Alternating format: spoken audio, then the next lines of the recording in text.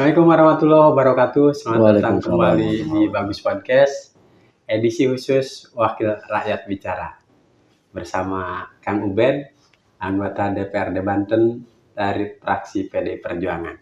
Bang, kita Siap. ngomongin 25 tahun Provinsi Banten. Betul. 4 Oktober 2025. Tapi sepanjang 25 tahun, Kabupaten Lebak, Kabupaten Pandeglang, isu pemekaran daerahnya masih tetap menyala. Betul. Bagaimana para pejuang otonomi daerah baru untuk Kabupaten Cilangkahan misalnya. Meskipun sampai hari ini pusat belum mencabut moratorium. Betul. Artinya kalau Banten sudah 25 tahun dari Jawa Barat melepaskan diri, kemudian juga letak geografis Kabupaten Lebak yang begitu luas, masih relevan tidak dengan isu pemekaran daerah baru di Kabupaten Lebak, Bang? Iya, saya ingat dengan pidatonya Pak Triana ya. Triana Samun di hari ulang tahun Banten kemarin. Jadi beliau kan ketua Bakor ya. Itu bagus Triana. Jadi kalau dalam kacamata beliau ya tadi kalau bahasa Sundana sih nitip Banten. KBG dulu menjadi pejabat ulah sampai poho. Nah, singkat tapi memang maknanya dalam. Artinya amanat dari pendiri untuk kita yang sekarang lagi duduk di DPRD. Nah, kemudian yang kedua kaitan dengan tadi bicara Lebak, memang sebetulnya Lebak ini secara geografis luas. Nah, kalau bicara secara geografis memang perlu ada pemekaran. Cuma tadi lagi-lagi memang kembali kesiapan kita. Kesiapan harus ada kajian lintas sektoral lah.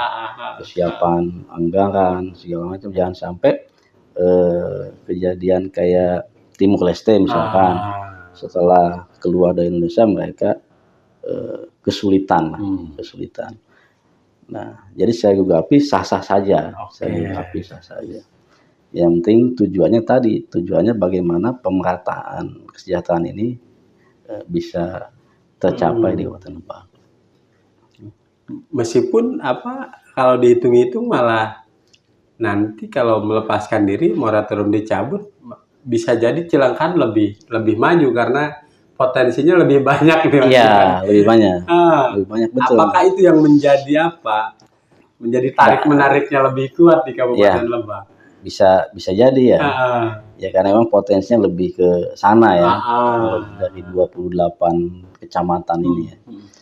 Nah, tadi yang kondisi sekarang saja yang posisi belum mekar memang agak kewalahan juga PAD-nya kan. APBD kita di Lebak ini. Nah, tadi saya kira perlu kajian-kajian serius juga ya.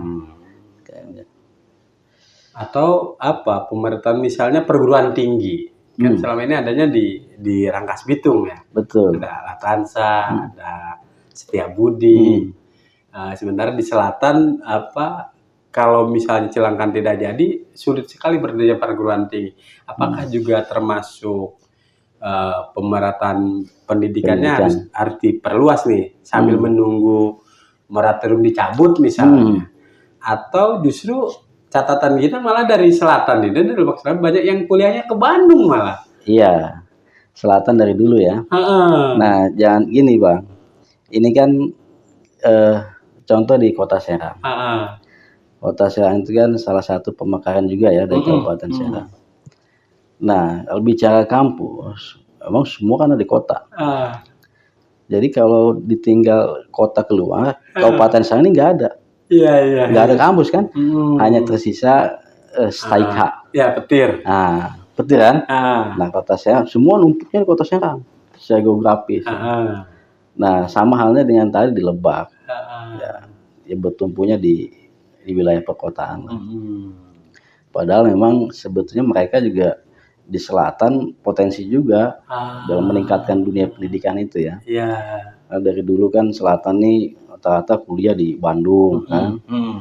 Sama halnya dengan yang kalau di utara kayak di Cipanas, di Gajuk kuliah di Bogor, Ya. Unpad kan. Ya. Nah, itu. Oke, tapi kalau untuk sentuhan pemerintah provinsi biasanya sudah terasa di Lebak Selatan. Jalan-jalan provinsi ke sana sudah Ya, oke. oke. Kemudian layanan kesehatan misalnya sudah ada RSUD Malingping, ada lagi RSUD Cilograng.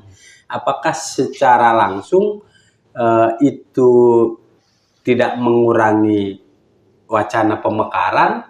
Karena toh pada ujungnya kan soal layanan publik lebih dekat.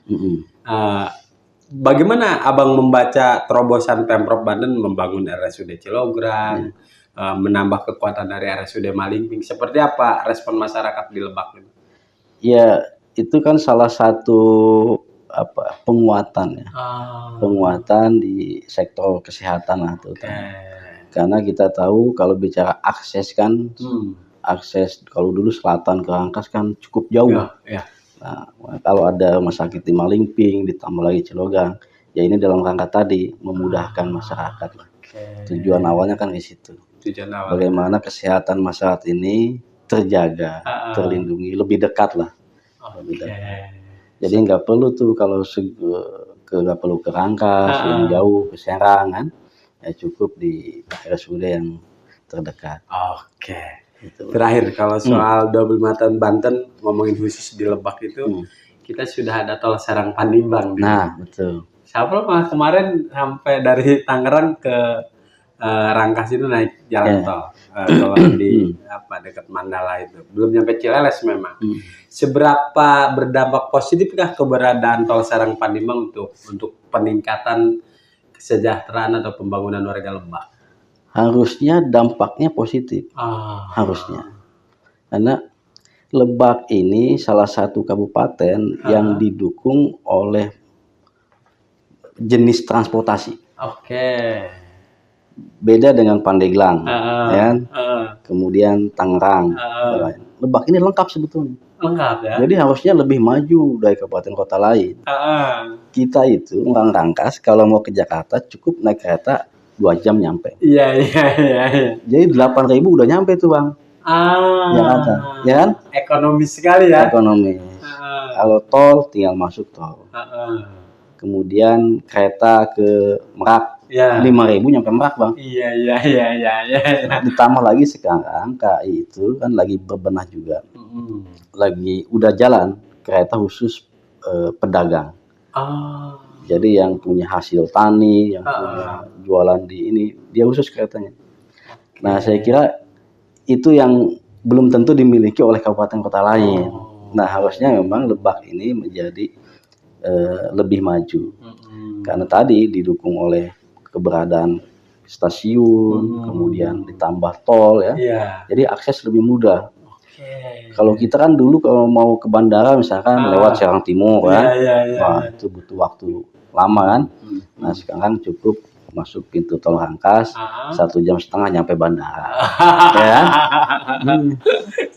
Jadi kadang-kadang memang merubah situasi sosial itu harus dipaksa Bang. Dulu kan di perubahan kereta dari konvensional ke komuter lain itu kan prosesnya orang kan nggak ada yang nyangka. Benar. Masyarakat kita saat Lebak bisa setertib itu. Nah emang harus dipaksakan emang. Kalau nggak dipaksa sulit emang. Jadi dipaksa antri, dipaksa paham teknologi ya. Nah ini paksa emang harus dipaksa perubahan itu. Kalau hanya diam terus kemudian omongan doang itu sulit terwujud kan. Paling kita kangen nostalgianya nggak ada pedagang cangcimen lagi. Nah itu tahu ya. Iya. Nun, Bang Ubed. Siap Mas Abel. Siap. Terima kasih. Sehat selalu. Amin. Baik, sobat bagus, kita akan bincang banyak lagi dengan wakil rakyat kita di DPRD Banten.